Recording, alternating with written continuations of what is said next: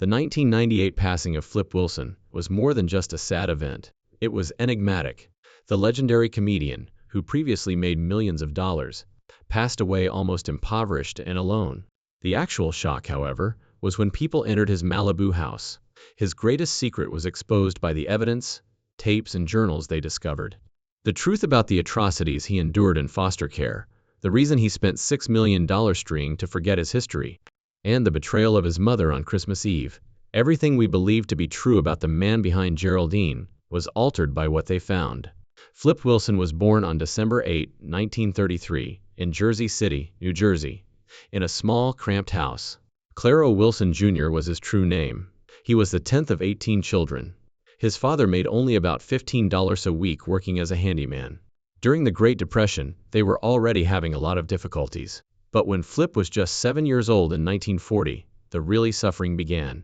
His mother, Cornelia, left without saying anything on Christmas Eve. She never returned after stealing everything, including clothing, food, and furnishings.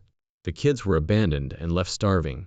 Later, neighbors claimed to have witnessed them searching through trash for crumbs.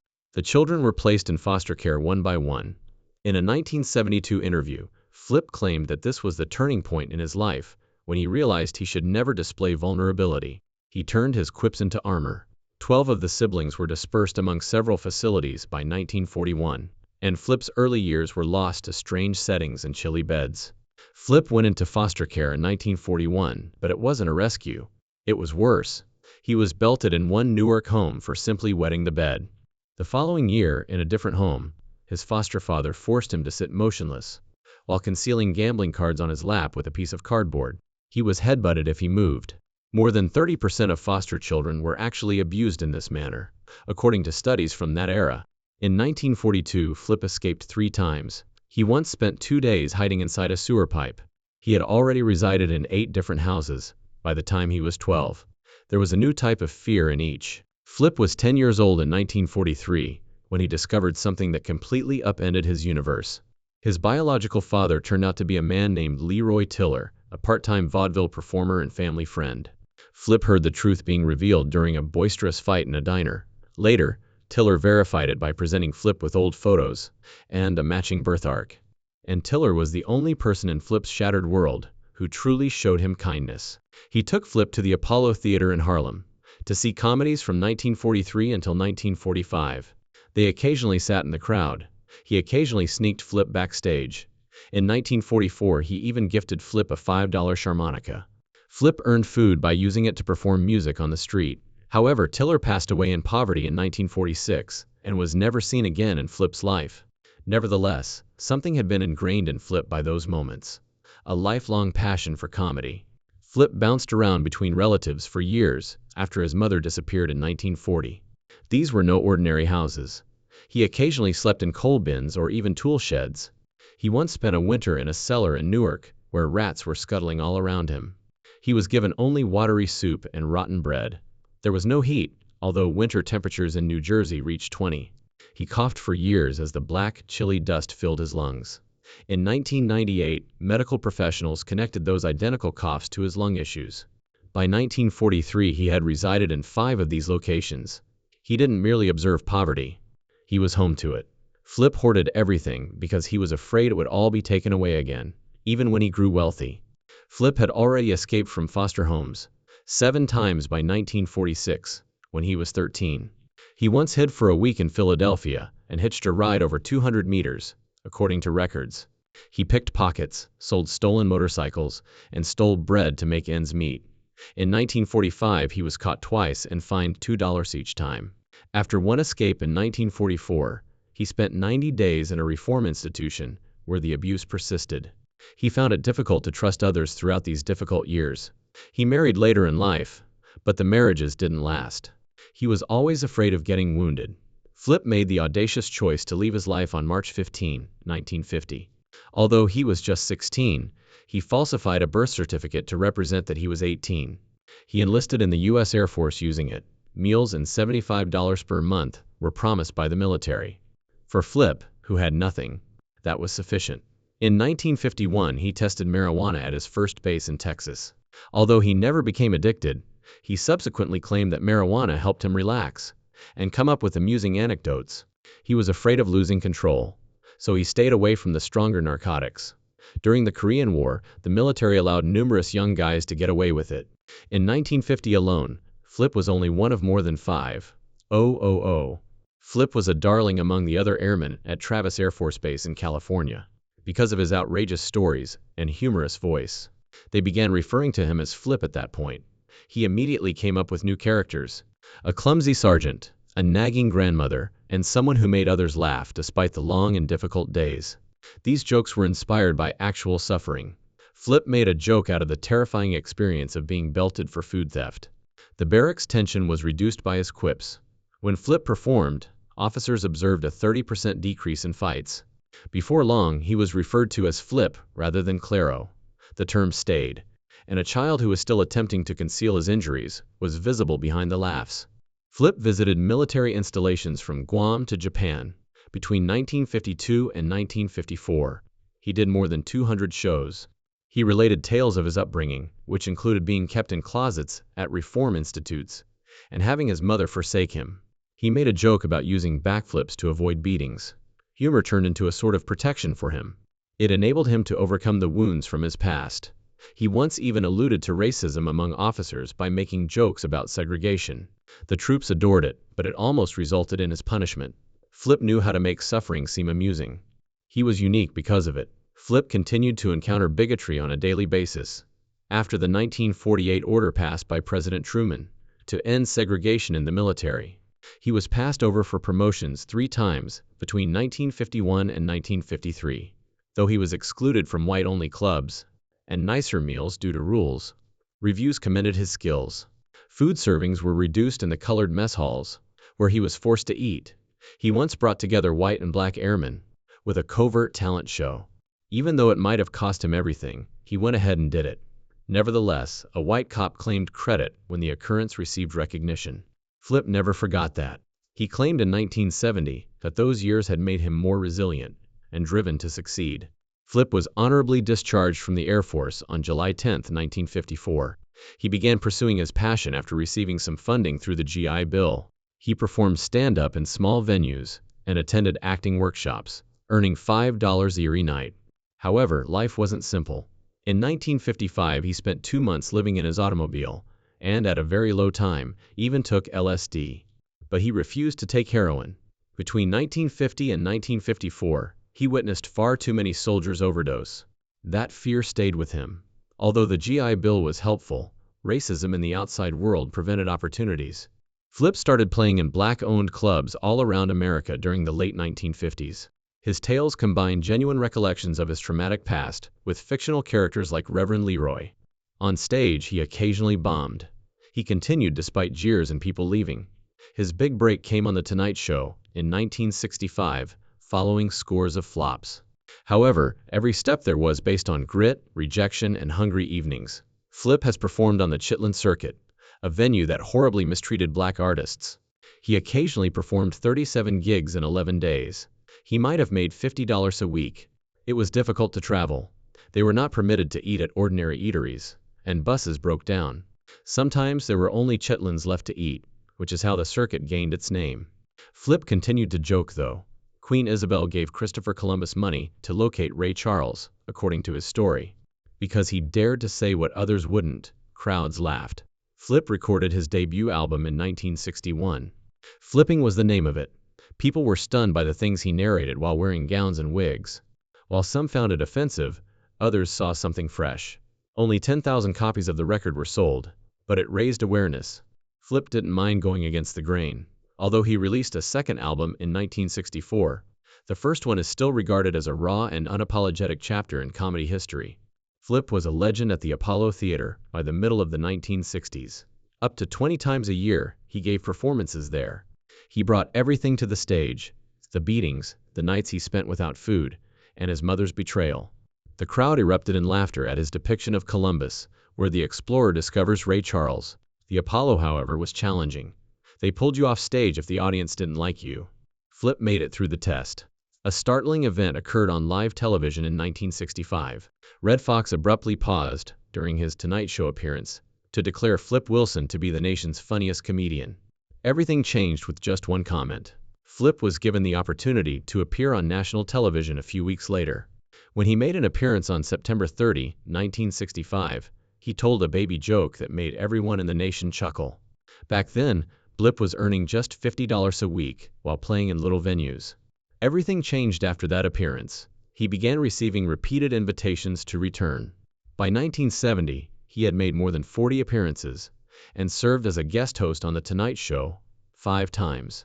Many were startled by his clean humor because he used to make riskier, edgier jokes in clubs, but he learned how to adapt for television and win people over without losing his unique personality. He made an appearance on The Ed Sullivan Show on November 14th of the same year. He told anecdotes about shaggy dogs and puns during his 7-minute performance. People at home were shocked to see the subdued commentary on racism and bigotry hidden under the clean jokes. 50 million people saw a man who, without once raising his voice, challenged the world through laughter. They were blind to the agony he carried. Flip was reared in various foster homes after his mother abandoned him when he was 7 years old. Later, he joined the Air Force at the age of 16, lying about his age. No one realized yet that he was utilizing comedy as an emotional survival mechanism. By 1969, NBC made him $1 million offer. On November 27th of same year, he debuted Gerald Dean Jones, a new character, in his first television special. While wearing a wig, high heels, and a minidress, she declared, "What you see is what you get." The audience was in a state of shock. The thought of a black man doing drag on primetime television was unpopular with some viewers. Geraldine was adored by others who thought she was daring and funny.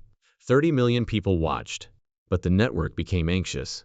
They began removing jokes, particularly those that made reference to narcotics. Flip resisted, claiming he was just being himself and didn't want to limit black humor to appease anyone, despite the fact that white comedians like George Carlin were doing the same thing without being censored. However, the struggle for equitable treatment continued. In 1969, NBC cut out a joke about marijuana from one of his presentations. George Carlin was creating whole drug-related routines for other networks at the same time. Flip remained professional despite his frustration. In an interview conducted in 1971, he stated, "I don't have to think black or not. I merely amuse." He lost deals because of his candor. He was detained at LAX airport in 1981 for possessing 2.5 g of marijuana and hash oil. A $500,000 deal with 7-Up was damaged by the arrest, but the case was dismissed because the search was unlawful. He continued to work. He appeared 12 times on Rowan and Martin's Laugh-In between 1968 and 1969. He gained a new following because to his lighthearted sketches and snappy gags. There was a 200% surge in fan correspondence. His own show was approved by NBC in 1970 because of the tremendous excitement. Most people were unaware that he was still concealing his sorrow. He was plagued by thoughts of his early years, particularly the sense of isolation and unwelcomeness. Jesse Jackson and other close acquaintances were unaware of the depth of his anguish. Then the moment arrived. The Flip Wilson Show debuted on NBC on September 17, 1970. It was the first successful primetime variety program hosted by a black comic. The crowd was enormous. More than 40 million people watched at its height. At the time, that accounted for over 25% of the U.S. population. Flip had a distinct sense of humor. He didn't do skits the old-fashioned way. He employed bold characters, live guest talks, and speeches. Every week, Gerald Dean, his most well-known character, made a comeback with lines like "The devil made me do it." In certain weeks, the ratings even outperformed The Ed Sullivan Show. Flip, however, was having trouble behind the curtain. On national television, he had to speak for a whole race. And he was aware that any error would be held against all subsequent black entertainers, not just himself. Before every performance, he had anxiety routines. Until it came time to go live, he would stay away from people and chain smoke backstage. Death threats were even made. The fact that the event had both black and white celebrities infuriated several spectators. Flip, however, did not give up. He invited Sammy Davis Jr., Lena Horne, and Muhammad Ali to appear on the show. Ali openly discussed racism and boxing in one episode in October 1970. Despite the fear of NBC management, Flip allowed it to occur. The public adored it. With 28 episodes per season, the program peaked at number 2 in the ratings by 1971. Flip Wilson received 2 Emmy Awards for Best Writing and Best Variety Series on May 9th of that year. But there was a price for the victory. The manufacturing schedule was harsh. He worked from 6 a.m. to midnight, and occasionally beyond. He began using cocaine to maintain the energy. He started snorting lines in between takes in the 1970-71 season. His health scare in 1974 almost put an end to the show. Even though he was making $60,000 per episode, it wasn't enough to address his internal issues. He set up covert cameras in his dressing room out of paranoia. Felt like someone was trying to harm him. His net worth increased to $2 million, a result of the Emmys, but he was unable to enjoy it. After 94 episodes, the show was canceled in June 1974. His physical and mental well-being were at their breaking point. Flip continued to question society, nevertheless. During one of the episodes in November 1970, Gerald Dean made fun of white supremacists in a joke that attracted 38 million viewers. But there was a lot of criticism. General Foods and other sponsors withdrew, taking with them $500,000 in advertising funds. He was cautioned by NBC to steer clear of racial issues or risk being canceled. Flip continued. In 1971, he spoke out against police violence, and the FBI began looking at his scripts. They ridiculed segregation in one of their Bill Cosby episodes, which led to more than 10,000 protest letters. The studio was reportedly threatened with a bomb one day in 1972. Even yet, the show's ratings came in at number 2.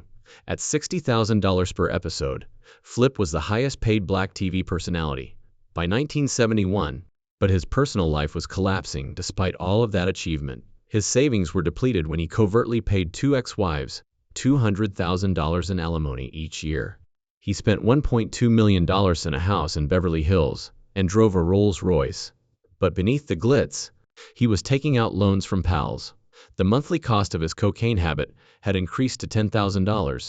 In 1974, the IRS knocked on his door and said he owed $500,000 in delinquent taxes. In 1975, he acknowledged that he was on the verge of going bankrupt, despite hosting 24 programs that year. Geraldine became well-known across the country. Flip won a Grammy for her well-known statement, "The Devil Made Me Do It," in 1971. Geraldine's talking doll brought in $5 million after selling 500,000 pieces. 3 million more were added via bodysuits and albums, but not everyone was pleased. Blonell Pittman, his ex-wife, filed a $1 million lawsuit, claiming that Geraldine's catchphrases were inspired by her. Peaches Rodriguez, another ex-girlfriend, filed a lawsuit as well, requesting 20% of her earnings in exchange for her emotional support during the taping of the show. He quietly paid a total of $500,000 to resolve both cases. He had already married 3 times, had 5 kids, and had more litigation in the works. According to a 1976 court document, he gave 2 ex-lovers hush money. He hosted the Grammy Awards in 1972. Everyone in attendance was astounded by his spontaneous quips about racism in the music business. The producers were incensed. They nearly barred him from future performances because of the furious disputes that took place backstage. However, he was adamant because he had just won a Grammy the previous year. 20 million people saw him utilize comedy to communicate the truth that evening. He also starred in a film. In the comedy Uptown Saturday Night 1974, he co-starred with Bill Cosby, Richard Pryor, and Harry Belafonte as a pastor. The film generated more than $7 million when it debuted on June 15 at the Criterion Theater in New York. Flip had declined larger film parts in order to concentrate on his television program. For Flip, control was more important than celebrity, despite the opinions of others that he was making a mistake.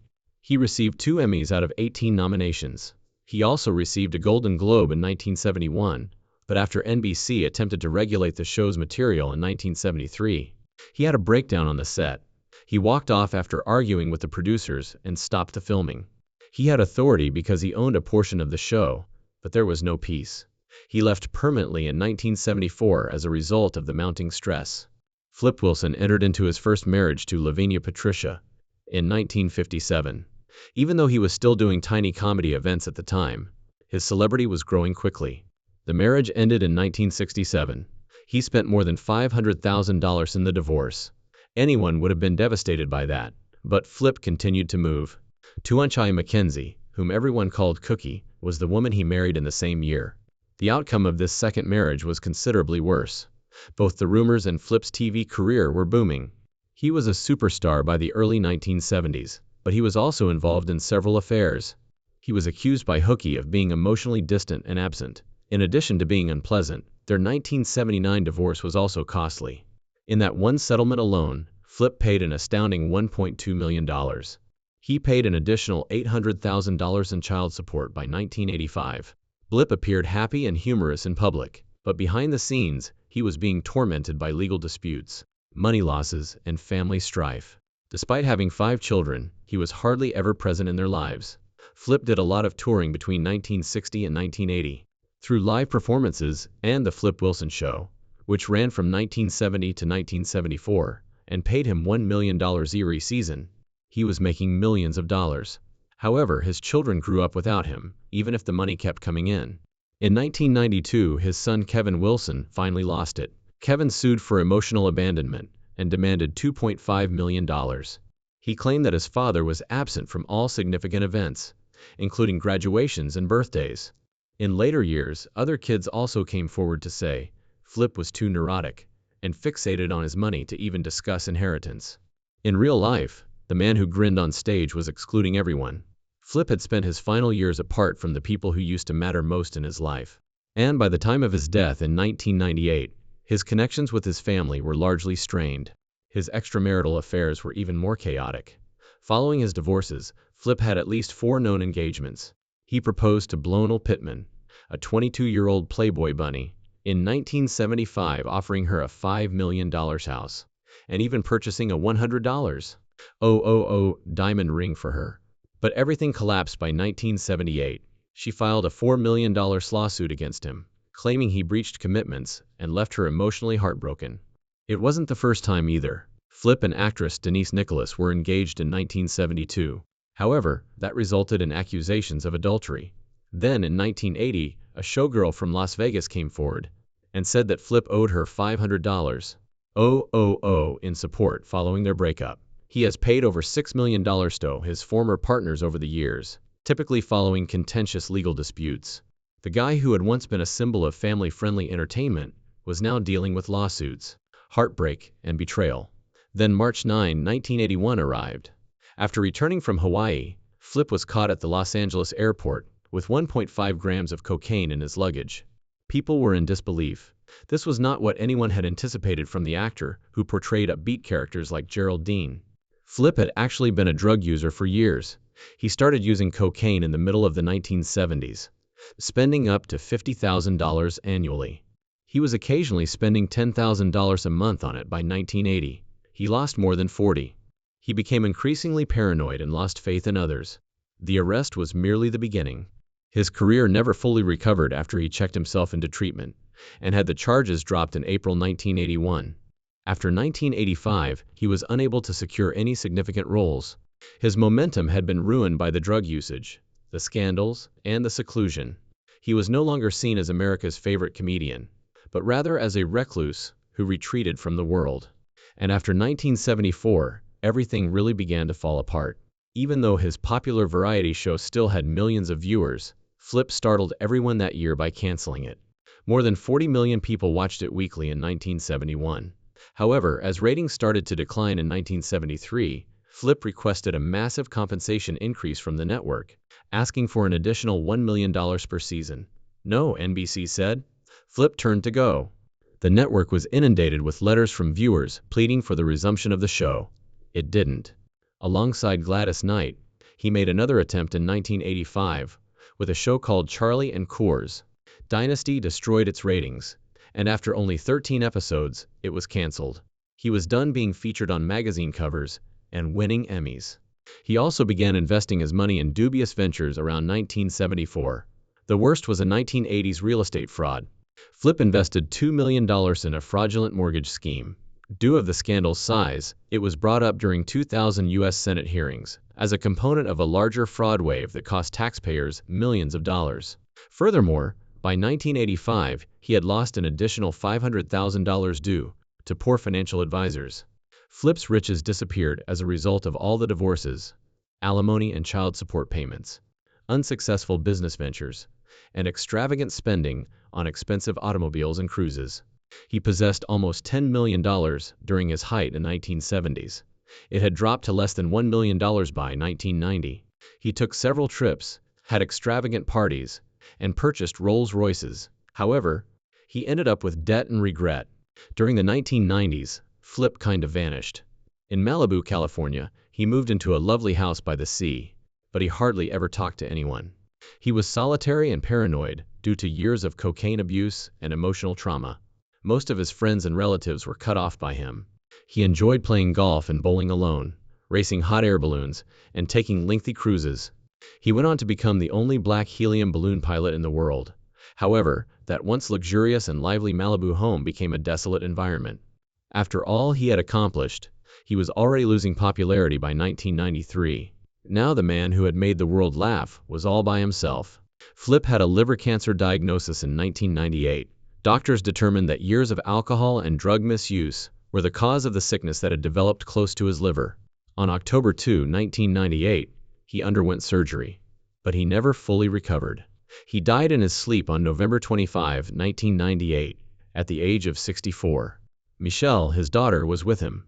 For a man who once had the entire nation watching him, it was a peaceful ending.